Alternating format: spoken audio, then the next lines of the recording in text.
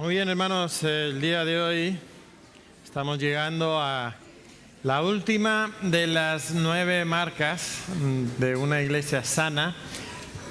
Y como pueden ver, vamos a estar hablando de la práctica bíblica de las misiones, Pero, pues antes de hablar de esto, quisiera que recordáramos las 8 primeras marcas que hemos estudiado. ¿Se acuerdan de cuáles son las 8 marcas que hemos estudiado hasta ahora? ¿Cuál fue la primera? ¿Alguien se acuerda de la primera? La predicación expositiva fue la primera. La segunda, la teología bíblica, ¿verdad? Una buena predicación expositiva nos llevará a una teología que es bíblica. Luego hablamos también, en tercer lugar, de la conversión y el evangelismo. Y después de la conversión y evangelismo nos lleva de manera lógica a la membresía, ¿verdad? Las personas que se convierten, se agregan a la iglesia. Y después de eso hablamos de la disciplina, ¿verdad? ¿Qué pasa cuando las cosas en la membresía no van del todo bien? Después hablamos, número 6, de algo que compartió el hermano David con nosotros, el discipulado y el crecimiento. Después hablamos del liderazgo. La semana pasada, la oración, la oración, y ahora las misiones. Y en cierto sentido, las misiones son la culminación de todas las demás. Cuando tenemos una iglesia sana, donde se está predicando el evangelio, donde se une la iglesia para crecer, y donde a veces no sale tan bien las cosas, pero hay un proceso de disciplina en la iglesia.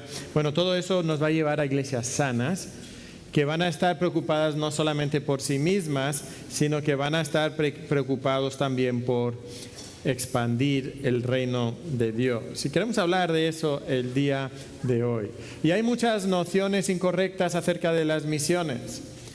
Si tú buscas acerca de agencias misioneras, si buscas acerca de procesos misioneros, de qué pueden hacer los misioneros y cómo pueden hacer su obra, vamos a encontrar que hay una variedad enorme.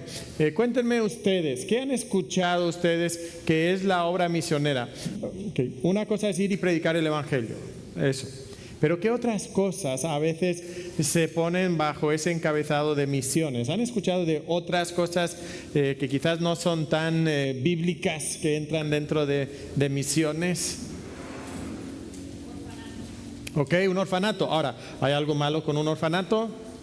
No, pero ¿eso es hacer la obra misionera? No del todo, y hablaremos de eso un poquito. Un orfanato, ¿qué más? ¿Algún tipo de labor social como qué? Brigadas médicas, comedores. A veces van a ir a poner un pozo en una aldea en el África. ¿Es malo poner un pozo, hacer brigadas o hacer todas estas actividades? ¿Es malo hacer eso? ¿Es misiones?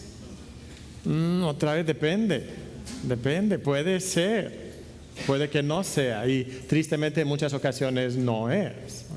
Vamos a intentar entender por qué es o por qué puede que no sea esa una obra misionera. Entonces vamos a ir al tema que nos toca, y la primera pregunta que queremos considerar es: ¿qué debe creer la iglesia acerca de las misiones? ¿Qué debe creer la iglesia acerca de las misiones? Porque hay muchas creencias, hay muchas ideas, muchas nociones.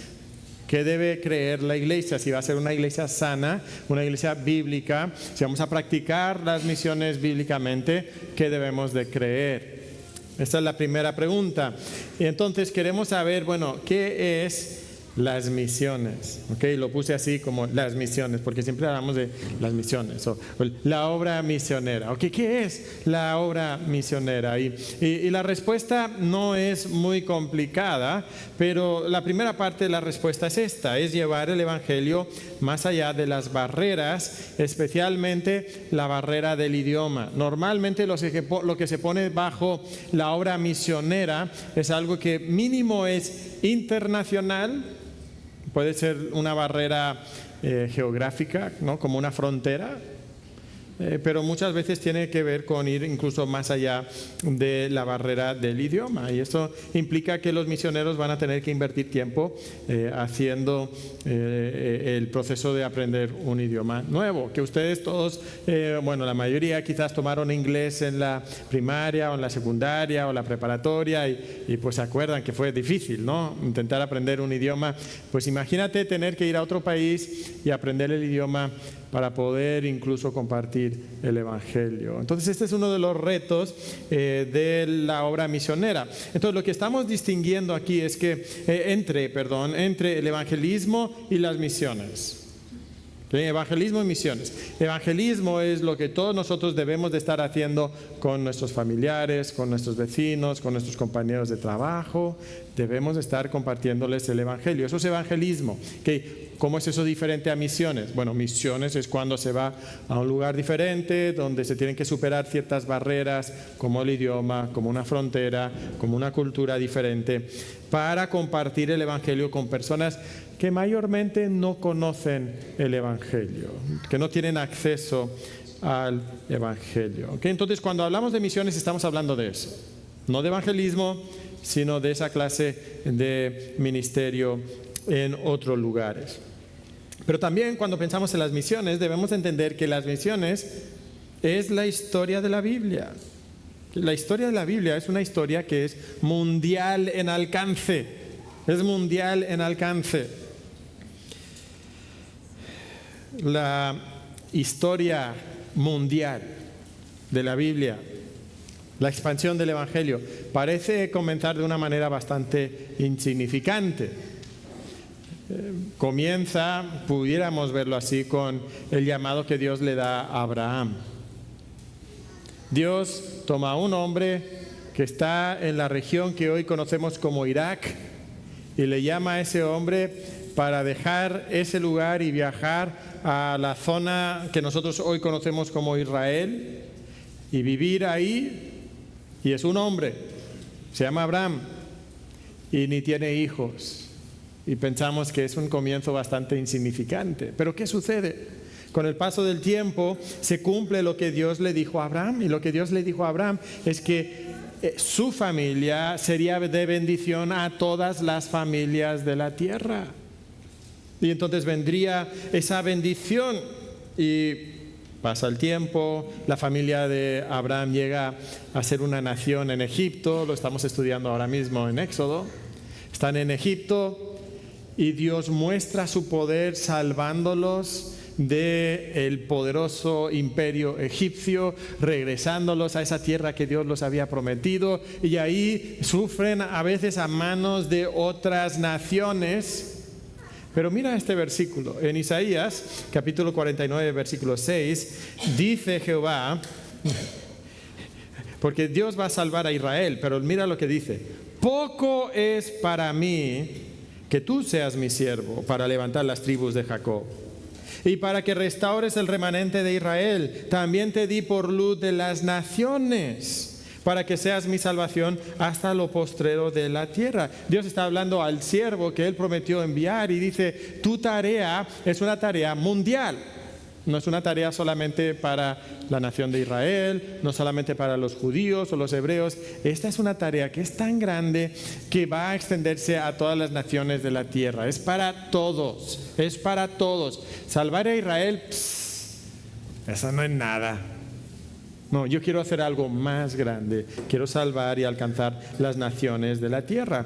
Y ese siervo nosotros sabemos que es Jesús. Jesús viene como el siervo prometido. Y en Mateo capítulo 28 vemos cómo Jesucristo, después de venir a la tierra, morir sobre la cruz, resucitar al tercer día, da a la iglesia una comisión, da un encargo. ¿Cuál es el encargo? Lo conocemos bien.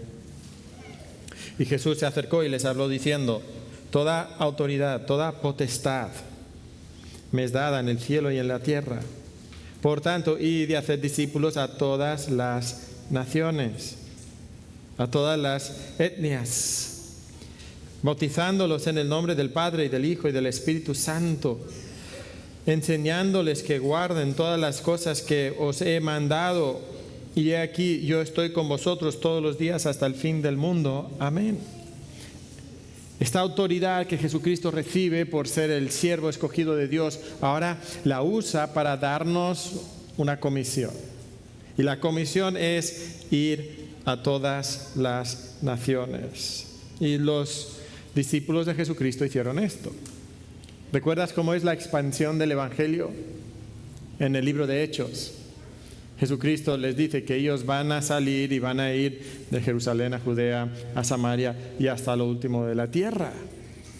Y aquí en Mateo capítulo 28 termina diciéndoles: mira, yo voy a estar contigo hasta que se cumpla esto. Lo vamos a hacer porque yo voy a estar contigo. Y entonces Jesucristo va con sus discípulos haciendo esto. Y entonces el Evangelio pasa de Israel y luego llega a la región que hoy conocemos como Siria, y de ahí se pasa a la región de Turquía, y de Turquía se brinca a Grecia, y de Grecia se brinca a Roma, y de Roma, bueno, Pablo creemos y entendemos que llega a España, al resto de Europa. Y poco a poco el Evangelio va expandiéndose alrededor del mundo. Esta es la tarea que Dios nos ha dado. Al grado de que cuando nosotros llegamos al final de la historia, ¿cuál es el final de la historia? El final de la historia, perdón, no está avanzando aquí mi iPad, ¿ok? Apocalipsis capítulo 7, 9 y 10 dice lo siguiente: después de esto miré, y aquí una gran multitud, la cual nadie podía contar, de todas naciones y tribus y pueblos y lenguas, que estaban delante del trono y en la presencia del Cordero, vestidos de ropas blancas y con palmas en las manos, y clamaban a gran voz diciendo: la salvación pertenece a nuestro Dios que está sentado en el trono y al Cordero. Aquí está el fin de la historia. Y en el fin de la historia vemos que no es la historia de Israel, ni de los judíos, ni de los hebreos, es la historia de todas las naciones, de personas de toda tribu, de toda lengua, de toda nación. Este es el plan que Dios está llevando a cabo. Y de hecho, no sé si notaron, pero lo vimos en grupo pequeño esta semana también. ¿Qué vimos en el grupo pequeño? Estudiamos Romanos capítulo 3, del versículo 21 en adelante. ¿Y qué es lo que nos dice Romanos capítulo 3? Pero ahora, aparte de la ley, se ha manifestado la justicia de Dios, testificada por la ley y por los profetas, la justicia de Dios por medio de la fe en Jesucristo. ¿Para quién? Para todos. Ahora, ¿para todos de manera universal, sin excepción? No, es para todos los que creen en Él. La salvación, el poder ser justo delante de Dios, ¿para quién es? Para todo aquel que cree en Él. Para todo aquel que cree en Él. Porque no hay diferencia. ¿Cuál es la diferencia? ¿A qué se está refiriendo? A la diferencia entre judíos y gentiles.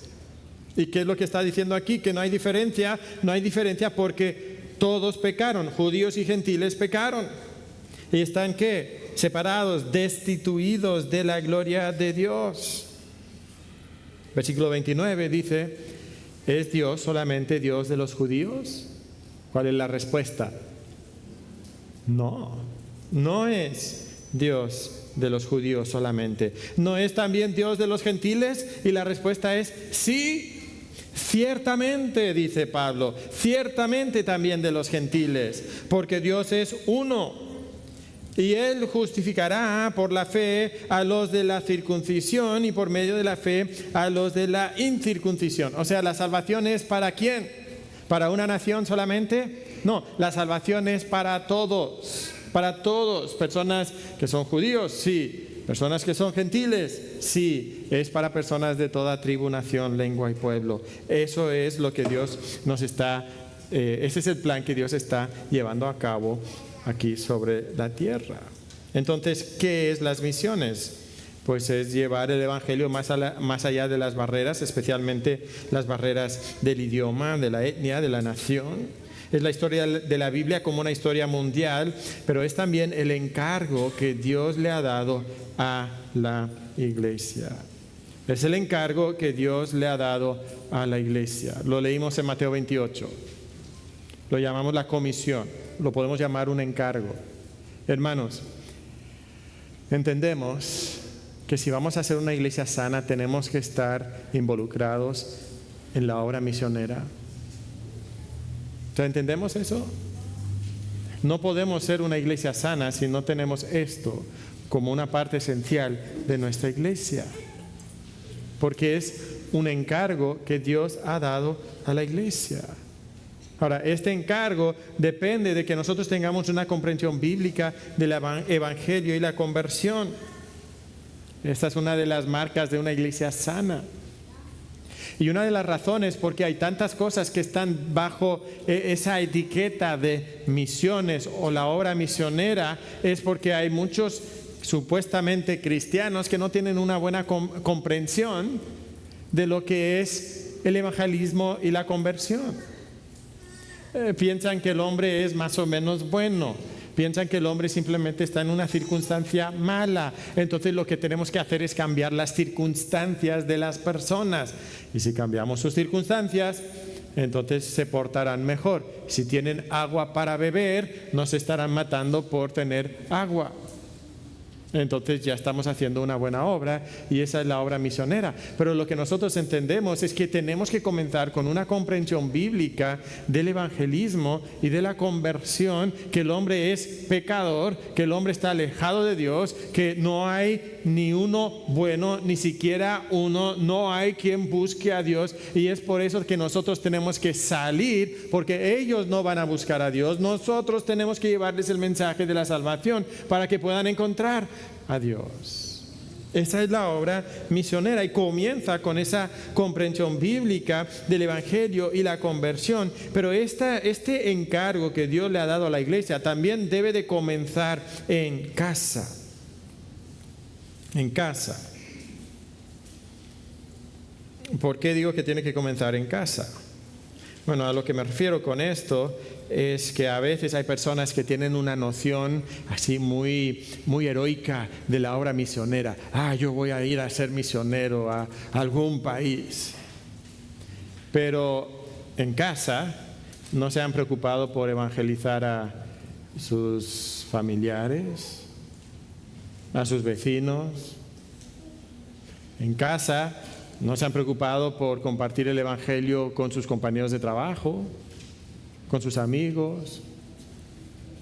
Pero de repente piensan que, vamos a ir al campo misionero y ahí vamos a empezar a hacer esa tarea. Pero la obra misionera tiene que comenzar en casa. Los misioneros que están sirviendo a Dios tienen que hacer esa obra desde casa, compartiendo el evangelio. Y creo que para cada uno de nosotros deberíamos de preguntarnos si estamos haciendo esta obra que Dios nos ha dado. ¿Y cuándo es la última vez que compartiste el evangelio con alguien? ¿Te acuerdas cuándo fue? ¿Fue hace unos días? ¿Fue hace unas semanas? ¿Fue hace meses? ¿Cuándo es la última vez que tú hablaste del evangelio con una persona en conversa? Dios nos ha dado el encargo de compartir el evangelio. Todos nosotros deberíamos de estar hablando con otras personas de Cristo. Deberíamos de estar cultivando amistades para poder compartir a Cristo con ellos. Ahora, algunos a veces han pensado, no, el cristiano tiene que separarse del mundo y se encierra en una burbuja. Eso no es lo que enseña la palabra de Dios. Ahora, tampoco podemos hacer lo que hacen otros, y es, bueno, yo me voy al mundo y soy idéntico como ellos, y así nada más porque soy buena onda la gente va a querer acercarse a Cristo.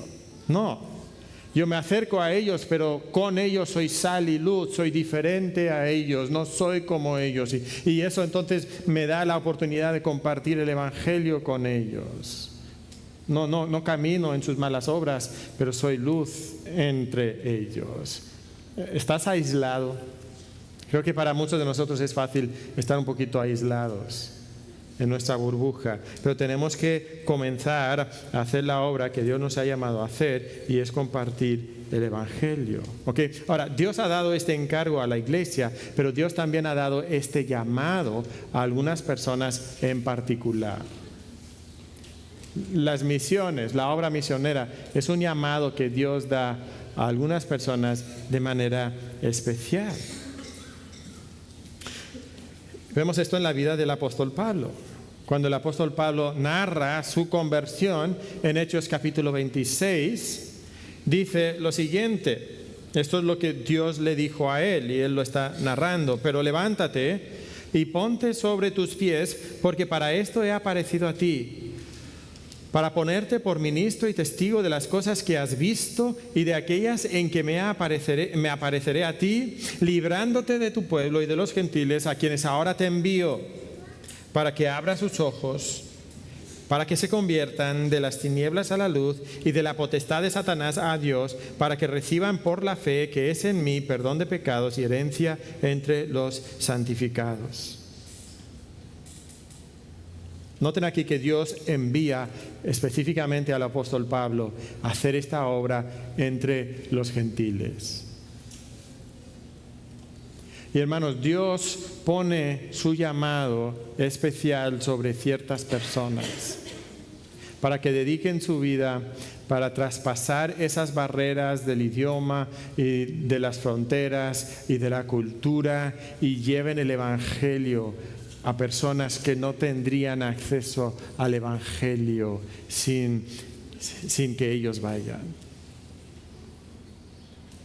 Y debería ser que entre nosotros hay personas que están escuchando la voz del Señor, sintiendo esa carga por no seguir aquí en México, sino ir a otros lugares para predicar el Evangelio. Porque Dios llama a personas. Y es maravilloso cuando una iglesia puede mirar en la congregación y poder ver que hay personas que van a hacer ese sacrificio. Eso nos indica que somos una iglesia sana. Eso nos indica que Dios está obrando. Eso nos indica que nosotros tenemos esta historia que Dios está elaborando a través de estos quizás 6,000 años de existencia de la humanidad. Dios está llevando a cabo esa obra y nosotros nos hemos identificado con ese plan.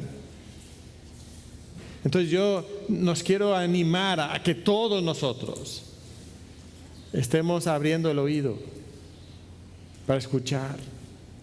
Si es que Dios no te está diciendo a ti, levántate y ponte sobre tus pies, porque te quiero poner por ministro y testigo, para que vayas a, quizás Indonesia, para trabajar con Daniel y Abby. Quizás ir a Irak, quizás ir a algún país donde no hay tanto acceso al Evangelio. Este es el llamado que Dios nos ha dado a algunos de nosotros. Ahora, ¿qué pasa cuando Dios hace este llamado? Y la segunda pregunta es, ¿qué debe hacer la iglesia con esto de las misiones? Ok, sabemos un poquito lo que es, ¿qué vamos a hacer con esto de las misiones? Si queremos tener realmente una iglesia que es sana y que tiene un ejercicio sano de la obra misionera, que es un encargo que Dios nos ha dado, ¿qué vamos a hacer? Bueno, aquí hay 7 sugerencias. Primero, aprende acerca de la palabra de Dios y el mundo de Dios. que aprende acerca de la palabra de Dios y el mundo de Dios. Estaba pensando cuánto es lo que nosotros sabemos acerca de nuestro mundo. Y estuve estudiando esta semana y consulté con una página de internet que se llama el Proyecto Josué. El Proyecto Josué es una fundación, un grupo que trabajan para la expansión del Evangelio, especialmente pensando en los grupos no alcanzados, y han juntado una información increíble acerca de cómo está el mundo en cuanto a la obra misionera. Y entonces, en una sola página que ellos tienen, yo pude encontrar todos estos datos. ¿Ok? Y yo me preguntaba, ¿cuántos países hay en el mundo? La verdad, yo ni sabía qué respuesta dar. Y parece que es un tema debatido. Según el Proyecto Josué, hay 238 países en el mundo. Otras páginas dan otras cifras, otros datos. Según algunas cosas que pude encontrar acerca de las Naciones Unidas y eso, ellos dan una cifra de 195 países. Porque depende de si esta isla es un país o si es una dependencia de Francia o de algún otro país. Entonces, total, 195, 238. ¿Tú te sabías esa cifra? Algunos dicen que sí, la mayoría están diciendo no, pues yo no sabía, ¿verdad? Tenemos que aprender estas cosas. Este es el mundo que Dios quiere que nosotros alcancemos. ¿Cuál es la población del mundo? Estamos alrededor de 8,000 millones. La cifra que tenían en la página del Proyecto Josué es 8,000 millones, 8,078 millones, 185,000 personas aproximadamente. Es un montón, ¿verdad? Un montón. ¿Cuántos grupos étnicos hay en el mundo? Esto ya no son naciones, y son diferentes grupos étnicos. Lo entendemos aquí en México, ¿verdad? Hay un montón de grupos étnicos diferentes. ¿Cuántos grupos étnicos hay en el mundo? Bueno, también esto depende de cómo catalogues los diferentes grupos étnicos, siendo de la manera más minuciosa y dividiendo estos grupos en los grupos más pequeños. Según el Proyecto Josué, hay 17,259 grupos étnicos en el mundo. Si no somos tan estrictos, son aproximadamente 10,000. Ahora, ¿cuántos de estos grupos étnicos son considerados no alcanzados? Y cuando decimos no alcanzados, estamos diciendo que en esos grupos no hay posibilidad realmente de escuchar el Evangelio. No hay un testimonio del Evangelio de Jesucristo entre ese grupo étnico. Entonces, lo más probable es que esas personas van a nacer, vivir y morir sin nunca escuchar una presentación clara del Evangelio. De esos 17,000 grupos, los grupos no alcanzados son 7,220. 7,220. Si juntamos esos 7,220 grupos y contamos las personas que pertenecen a esos grupos, nos vamos a dar cuenta que el número de personas en regiones no alcanzadas, que significa que la mayoría de ellos van a nacer, vivir y morir sin nunca escuchar el Evangelio, significa que es el número de 3,437,683,000. O sea, el 42,6% de la población mundial. ¿Te das cuenta? 42% de la población mundial probablemente vivirá toda su vida sin escuchar el Evangelio. ¿Y qué pasa con las personas que mueren sin escuchar el Evangelio? Romanos capítulo 10 nos dice cuál es su destino.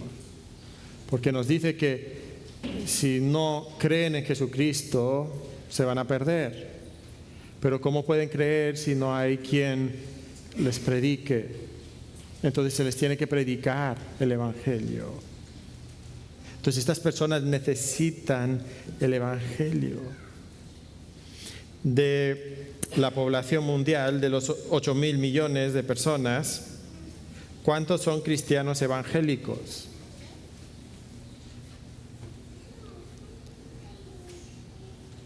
El porcentaje es el 7.8% de la población mundial entra dentro de lo que nosotros llamaríamos cristianos evangélicos, y eso es un grupo bastante amplio que incluye iglesias bautistas como la nuestra y también iglesias que predican el evangelio de la prosperidad, que muchos de los que están en esas iglesias realmente no son salvos porque no se predica el verdadero evangelio. Entonces, el número real probablemente es todavía más bajo. El 7% de la población mundial, menos del 7%, es realmente cristiano evangélico. ¿Cuántos obreros son necesitados para alcanzar esas 7.220 grupos étnicos no alcanzados? Según el proyecto Josué, se necesita 71.960 misioneros para ir a presentar el Evangelio a estos grupos. 71.960. Y eso es solamente para que el Evangelio pueda llegar ahí y establecer un pequeño foco de luz evangélica en ese lugar.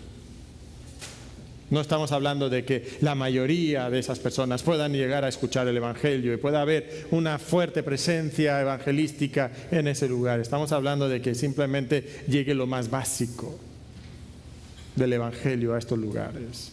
Hermanos, hay una necesidad. Hay una necesidad muy grande. Y nosotros deberíamos de estar atentos a esto, deberíamos de estar aprendiendo acerca de la palabra de Dios que nos manda a ir a compartir el Evangelio a todo el mundo. Hermanos, una manera muy simple que pudiéramos estar aprendiendo acerca del mundo que Dios quiere que alcancemos es descargando la aplicación de el proyecto Josué y lo tienen en español también. Ahí tengo una imagen para que cuando vayan ahí la puedan ver, ¿ok?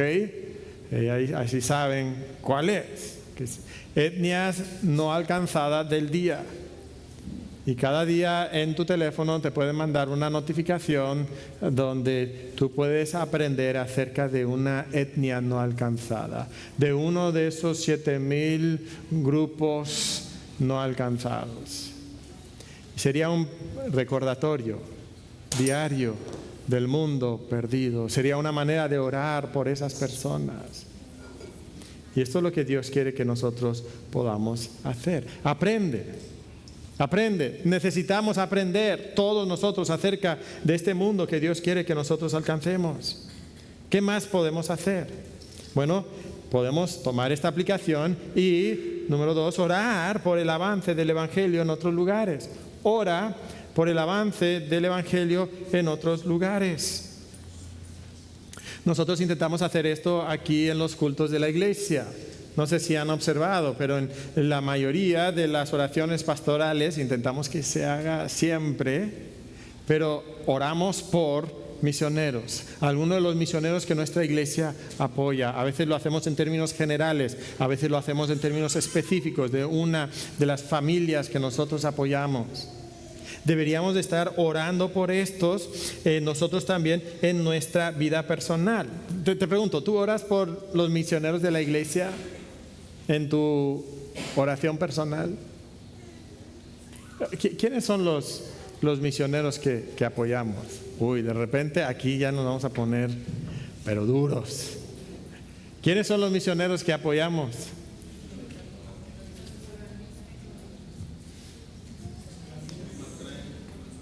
Ok, los Maltrain en Venezuela. Oramos por Marco y Sari. Entonces, uno. ¿Quién más? Ok, los Alanís en Ecuador, Chuy Edith en Ecuador. Oramos por ellos. ¿Cómo? Los García, Héctor y Paola en Zambia, oramos por ellos. Sí. Los hermanos de España, ¿verdad? David Martínez, que es regio, ¿verdad? Regio, deberíamos de orar por él mucho, ¿verdad? David, en España, ¿quién más? Nacho y Leti, los Salazar en Puebla, oramos por ellos. Y bueno, no se olviden de ellos, ¿verdad? Están aquí, nos vamos a quedar mal si no los mencionamos. No, claro, Daniel y Ari, ¿verdad? Misioneros a Indonesia. Algunos de ellos, la mayoría de ellos los apoyamos solamente económicamente. Daniel y Abby los enviamos. O sea, son parte de nuestra iglesia.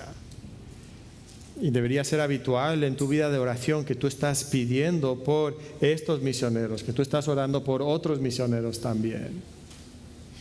Piensa un momento en tu vida de oración. ¿Cuántas de tus peticiones se centran en ti? ¿Y cuántas de tus peticiones se centran en la expansión del Evangelio? ¿Qué porcentaje es? Probablemente nos tendríamos que sentir un poquito avergonzados en este aspecto, ¿no? Estamos orando por nosotros, por mi familia, por mis proyectos, por mi economía, por mi salud, y qué bueno que oremos por eso, pero deberíamos de estar orando por otras cosas también.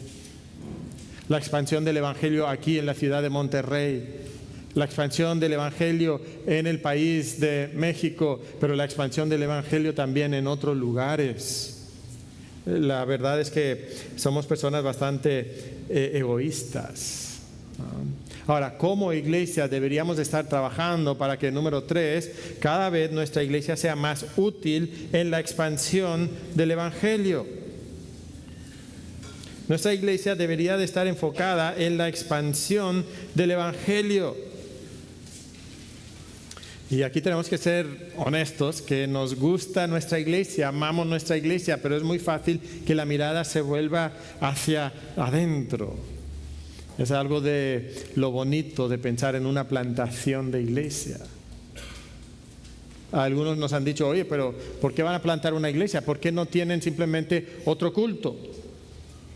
Bueno, nosotros creemos que la iglesia es la que se congrega. La palabra griega significa asamblea o congregación. Y si no nos podemos congregar juntos, entonces realmente no somos una iglesia, por mucho que estemos compartiendo un predicador o el mismo predicador cada domingo. Y ustedes saben, ¿no?, que hay iglesias que tienen 5, 6 cultos cada fin de semana. Hay iglesias que tienen múltiples ubicaciones en el transcurso del domingo y entonces hay un predicador en la ubicación central y proyectan ese sermón, lo transmiten a las diferentes ubicaciones y se sienten muy bonitos y orgullosos, ¿no?, porque en su iglesia tienen 3,000, 5,000, 7,000, 17,000 y somos la gran iglesia. Pero nosotros deberíamos estar participando en el plan de Dios, y el plan de Dios se lleva a cabo a través de la plantación de iglesias. Y entonces cuando ya no podemos estar en la misma ubicación, bueno, es una de las maneras de Dios de plantar iglesias. Es el momento entonces de o cambiarte de ubicación o enviar un grupo para iniciar una iglesia nueva. Ese es el enfoque que deberíamos de tener acerca de la iglesia. Pero ¿cómo más podemos hacer que nuestra iglesia sea útil en la expansión del Evangelio? Bueno, a veces no es tanto plantar una iglesia, pudiéramos ayudar a revitalizar una iglesia. ¿Qué es esto? Bueno, a veces hay iglesias que por cualquier razón, quizás en cierto momento eran más grandes, ya tienen cierta edad como iglesia, pero poco a poco la iglesia ha ido decreciendo. Quizás ahora quedan 10 personas o 15 personas, ya no hay pastor, o el pastor está muy desanimado y quiere dejar de ser pastor. Bueno, el concepto de revitalizar es tomar un grupo de personas de la iglesia con alguien que pudiera ser pastor y enviarlos para tomar ese auditorio que ya tienen y revitalizar, darle vida nueva a esa iglesia. Y es como replantar, si queremos pensar así, una iglesia.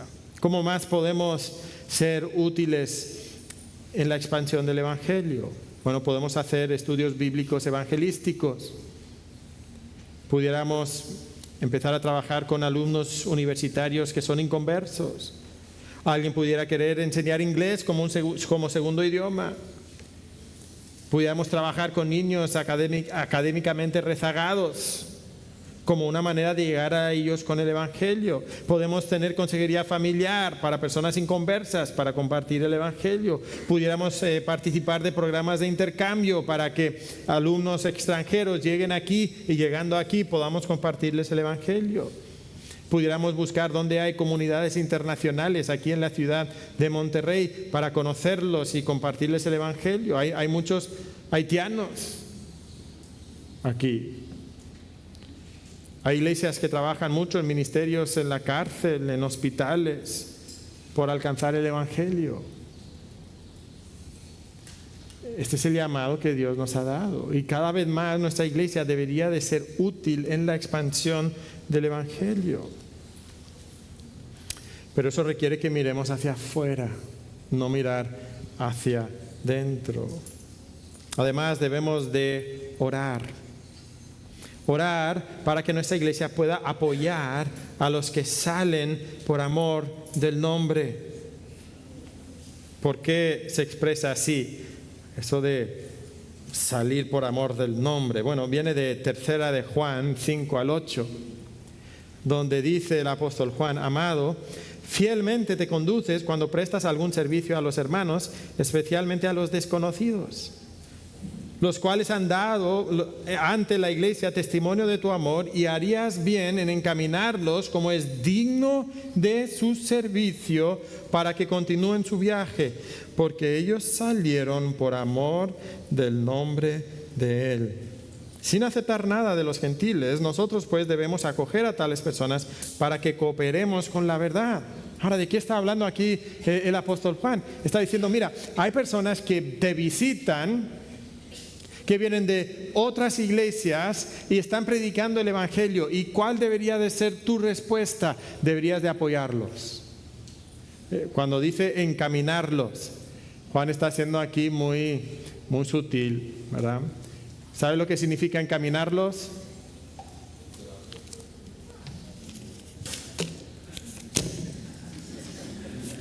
Ok, eso es encaminarlos. A eso se refiere. Y cuando haces eso, cooperas con la verdad. Pero el versículo 7 dice que ellos salieron por amor del nombre de Él.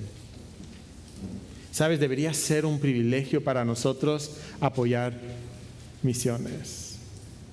Es la obra más grandiosa, más noble. En el libro de 9 Marcas, Dever comentaba que ellos en su iglesia tienen un acuerdo informal que van a invertir un 15% de sus ingresos en misiones internacionales. Entonces yo pensé, ¿cómo será entre nosotros? ¿Cómo será para nuestra iglesia? ¿Qué porcentaje invertimos nosotros? Y entonces le escribí ayer al hermano Carlos y le dije, oye hermano, ¿puedes sacar este dato? Y entonces el hermano Carlos, como tesorero de la iglesia, me contestó y me dijo que nosotros como iglesia estamos invirtiendo ahora mismo el 19.3% de nuestros ingresos en misiones. Si no contamos el apoyo adicional temporal que estamos dando a Daniel y Abby mientras están aquí, es un 14%. Entonces estamos más o menos por ahí, ¿verdad? Y algunos pudieran pensar, oye, pero hermano, aquí hay mucha necesidad. Aquí hay mucha necesidad, aquí hay demasiado que hacer. Además, vamos a plantar una iglesia y los ingresos de la iglesia van a bajar porque se nos van a ir algunos hermanos que ya no van a ofrendar aquí, van a ofrendar allá. Entonces, mejor dejemos de apoyar a los misioneros. No, debemos de sentirlo un privilegio poder apoyar a aquellos que salen. Y la verdad, aquí debemos de enfatizar que debemos de orar por lo que apoyamos. Debemos de orar por lo que apoyamos. Porque es muy fácil que simplemente sea un rubro en el presupuesto de la iglesia Y nosotros simplemente damos nuestra ofrenda y luego, no sé, de vez en cuando alguien dice algo, pero deberíamos de orar por aquello que apoyamos. Y debemos de apoyar, ¿cómo? Generosamente. En el versículo que leímos en 2 de Juan, dice que debemos de orar, de apoyarlos como es digno de su servicio a Dios. A veces los misioneros andan sufriendo económicamente. No debería ser así. Deberíamos hacer todo lo posible nosotros para que en cuanto dependa de nosotros ellos no estén sufriendo económicamente. Deberíamos de apoyarlos generosamente y eso significa que nosotros debemos de dar esta ofrenda alegremente. Debemos de dar alegremente. Nos dice 2 Corintios 9:7, hablando específicamente acerca de la ofrenda. Cada uno dé como propuso en su corazón, no con tristeza ni por necesidad, porque Dios ama al dador alegre. Y si nosotros estamos ahí, hay que dar a misionero otra vez. ¿Cómo vamos a apoyar a otro misionero? No, debería ser todo lo contrario. Debería haber una alegría en nosotros por poder participar de esto. Esto es lo que Dios quiere. Entonces, además de orar, ¿qué más debemos de hacer? Debemos de enviar pastores y otros que pueden establecer iglesias locales en otros lugares. ¿Por qué digo que debemos de enviar pastores? Bueno, ¿cuál es la tarea de la obra misionera? Plantar iglesias. Ese es el enfoque. Ok, entonces decíamos antes que hay muchas cosas que se llaman obra misionera que no son obra misionera. Ir y poner un pozo en una aldea en África es hacer obra misionera. Si pones el pozo y te vas y ya está, no, eso no es obra misionera. Pero si tú llegas a África y pones ese pozo y es como tu puerta de entrada a esa aldea y luego predicas el evangelio con el objetivo de juntar un grupo de personas que van a ser fieles a sí mismos, que se van a compartir la palabra, que van a bautizar y que van a celebrar la cena del Señor. Entonces eso sí es la obra misionera. Si quieres llevar ropa a los pobres y nada más estar repartiendo ropa a los pobres, eso no es obra misionera. Incluso no es obra misionera si nada más le metes ahí un folletito y entonces en cada camisa viene un folleto y las personas reciben la camisa, ven el folleto, lo leen y dicen, ok, bien, y ya. No, si repartir esa ropa te permite tener entrada a esas comunidades y poder luego compartir el evangelio y juntar un grupo de creyentes que van a predicarse la palabra, que van a practicar las ordenanzas de la iglesia, ok, ahora sí, eso sí es obra misionera. Ahora, ¿qué se requiere para poder hacer esa obra misionera? Se requiere pastores. ¿Y sabes lo que sucede en algunas iglesias? Si hay un hermano que, pobrecito, tiene muchas ganas de servir a Dios, pero simplemente no la arma, ¿verdad? Simplemente, ¿sabes lo que le decimos? Oye, vete a ser misionero. ¿No? Ahí, porque en el campo misionero, ahí pueden aceptar a todos, ¿verdad? Ahí tienen tanta necesidad que puede ir cualquiera. No, ¿qué se requiere para plantar iglesias? Se requiere pastores. Entonces nosotros deberíamos estar enviando le crème de la crème, como dirían los franceses, ¿verdad? La crema innata de nuestras iglesias, los hombres que están preparados para esto, esos deberían de ser los que están siendo enviados. Mira lo que dice Hechos capítulo 13, versículos 1 al 3. Había entonces en la iglesia que estaba en Antioquía profetas y maestros: Bernabé, Simón, el que se llamaba Níger, Lucio de Cirene, Manaén, el que se había criado junto con Herodes el tetrarca, y Saulo. Entonces estos hombres están enseñando la palabra de Dios en Antioquía, una iglesia que estaba creciendo, que estaba siendo de testimonio, y ministrando estos al Señor y ayunando, dijo el Espíritu Santo: apartadme a Bernabé y a Saulo para la obra a que los he llamado. Entonces, habiendo ayunado y orado, les impusieron las manos y los despidieron. ¿A quién envió Dios? al pobre hermanito que quería mucho pero no tenía mucha habilidad. No, escogió de lo mejor para ir y predicar el Evangelio. Eso es lo que Dios quiere. Tenemos que enviar personas que tienen el calibre como para ser pastores, predicadores de la palabra. Y esta es una prioridad. En Hechos capítulo 14, 23, nos dice que Pablo y Bernabé constituyeron ancianos en cada iglesia y habiendo orado con ayunos, les encomendaron al Señor en quien habían creído. ¿Qué hacen? Constituyen ancianos. Las iglesias necesitan ancianos. Esto significa, hermanos, que la labor de entrenar pastores es parte de la obra misionera. Necesitamos hombres calificados, preparados, que pueden plantar y pastorear estas iglesias. Esto es lo que Dios quiere de nosotros. Pablo se preocupa de esto en Tito 1:5. Por esta causa te dejé en Creta para que corrigieses lo deficiente y establecieses ancianos en cada ciudad, así como te lo mandé. Entonces, esto es lo que Dios quiere. Que nosotros miremos entre nosotros, veamos a hombres que están predicando la palabra de Dios, que están enseñando, que están involucrados en discipular a otros, y que escuchemos la voz del Espíritu Santo a ver si Dios está llamando a esos hermanos para luego enviarlos al campo misionero y finalmente que cuidemos de ellos. Que cuidemos de ellos. No es finalmente, perdón, me queda otro más, ¿verdad? Cuidar de lo que enviamos. Nos olvidamos muchas veces de los misioneros. Se fueron al campo misionero y ya no pensamos en ellos. ¿Cómo pudiéramos cuidar de Daniel y Abby ahora que vayan a Indonesia o de otros misioneros? ¿Cómo sería una manera de cuidar de ellos, además del apoyo económico? ¿Sugerencias? Ok, orar, muy importante esa sugerencia, orar por ellos. ¿Qué más? Ok, estar en contacto con ellos, mandarles un correo, un WhatsApp de vez en cuando. Oye, Daniel, oye, Abby, estamos orando por ti en el devocional familiar. ¿Tienen peticiones? Eso sería una muy buena manera de mantenerse apoyando y cuidando a nuestros hermanos. ¿Qué más pudiéramos hacer?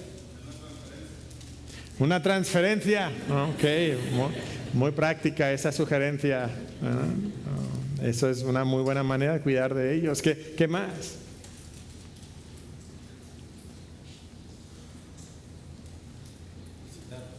Visitarlos. Está difícil, Indonesia está lejos, pero está en la lista.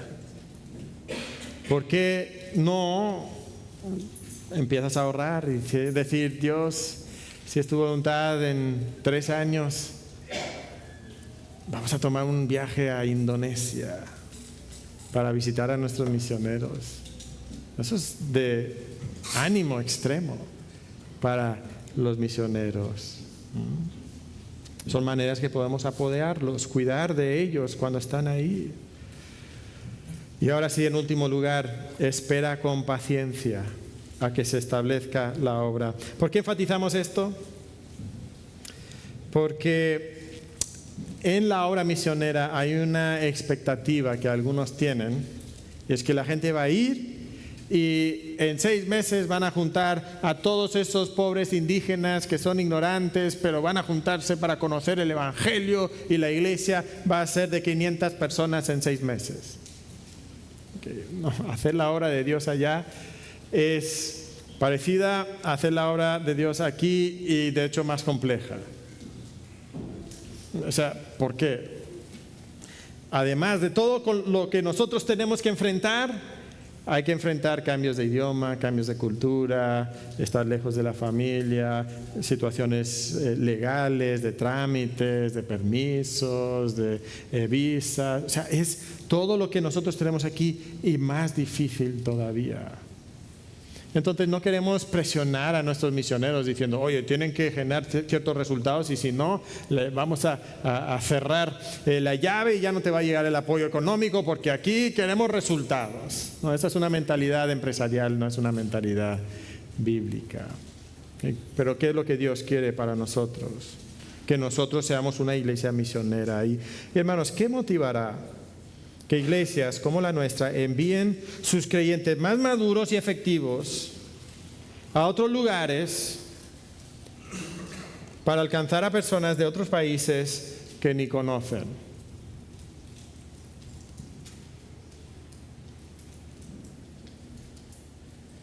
¿Sabes lo que nos va a motivar?